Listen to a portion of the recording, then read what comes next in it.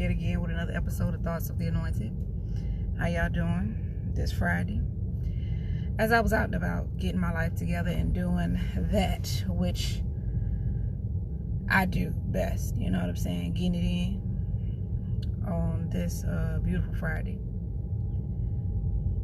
I don't know what's going on with me and the Lord and Harry Potter for some reason, because I got something that is going to come to y'all. I'm writing it right now. I haven't finished writing it out yet, and I'm debating still whether or not to make an anointed thought of it. But this is another take or another segment of that. I thought as I was doing my rounds today, this set in my spirit. As I was thinking, I said, about how Harry came about and how he did what he did and all that lovely stuff. Especially when Voldemort killed his mom and his dad, and he was still a baby. And how Voldemort was like, I wanted to make a Horcrux, make his mother a Horcrux instead. It ricocheted off her and it attached itself to the only living thing in the room, which was Harry. And then, of course, y'all know the story. As he's growing up, he can speak to snakes, all that lovely stuff, and he has these unique powers, and he's the only one that can defeat the person that gave him this affliction, or gave him the scar on his head and all that lovely stuff. And after I thought about all that, I got this revelation. To those that have parents, and even to those that don't. Matter of fact, to those that don't have family to help them or don't have parents, they're orphans, they got it up. I want to say easier but harder. It's easy, but it's still hard. But those of us that still have our living relatives and everything around, we have it the worst. Especially when your relatives don't want to talk about these things.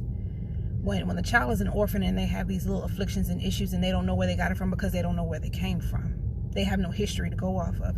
So they're literally figuring out fighting their own spiritual demons off of how they encounter them. You know what I'm saying? When it's, I've never done this before. I've never gotten this before. I never experienced this before, because this is literally new to them.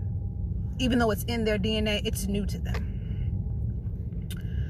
So for us that have relatives and family and that had our parents, grandparents, and even blessed and fortunate enough to have our great grandparents and so on and so forth, we have it the worst, because those generations, they didn't talk about a lot of stuff.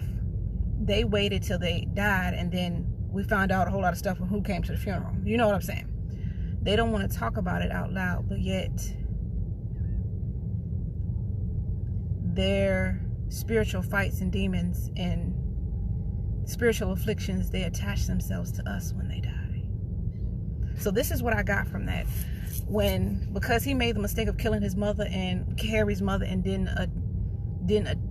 attach itself to his mother so she could be resurrected, it attaches itself to the only living thing in the room.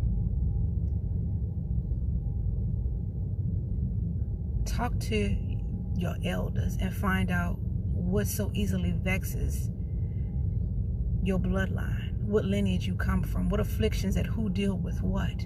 Because if you don't fix them while they're alive, that sin and that affliction is going to attach itself to the only living thing in the room. Come on now, I need y'all to catch this. So I'm gonna give y'all an example. So if what grandma affliction was, it'll be passed on to mama. And not only what grandma's affliction was, but mama got her own afflictions too. So both of those are going to be passed down to grandchild and child. So, and I'm going to go a little bit deeper. If you know your mother or father, whomever else, their issue is alcohol, and you don't deal with it while they're alive, and of course teach your child and show your child that this is not right, this is wrong, fully explain this, then that's going to get passed down. And it may even skip mom and dad. It may go directly to the child. They never teach their child how to properly. I'm going to get into all that. Hold on. I don't want to get ahead of myself. And let's just say mom and dad, it didn't take to them because that's not what their sinful vice is. It may be something else. But it skipped mom and dad, and they have their own, let's just say it's not alcohol, it's spending. They have a money problem. And if they don't deal with that, the child may end up getting alcohol addiction and a spending problem. And spending on alcohol. So the baby, so your sins and curses are attaching themselves to the only living thing that's left. And it's incubating, and it's getting bigger and bigger and bigger, to the point where your great-great-grandchildren, because you did not properly teach them and educate them on the fact that you do not fight against flesh and blood, they've already lost the mental battle before the physical even came, or even lost the physical battle before the mental even got in there. You know what I'm saying? Come on now, y'all got me. So I said, that's crazy, Lord. So be careful to stop one curse before one tries to recreate itself in your children, your grandchildren, so on and so forth.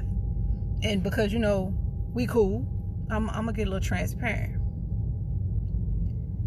My grandfather's vice was he was a little bit too friendly. If you catch my drift, he was a little bit too friendly, and he liked to drink. Now I say that to say this: that's not a vice of mine, because I know, okay, my priorities are right. Let me pay my car insurance, my car note. Let me prioritize my bills and get all of them paid first. And then I might splurge and get maybe a bottle or two. But even still then, it might take me a month to drink that bottle.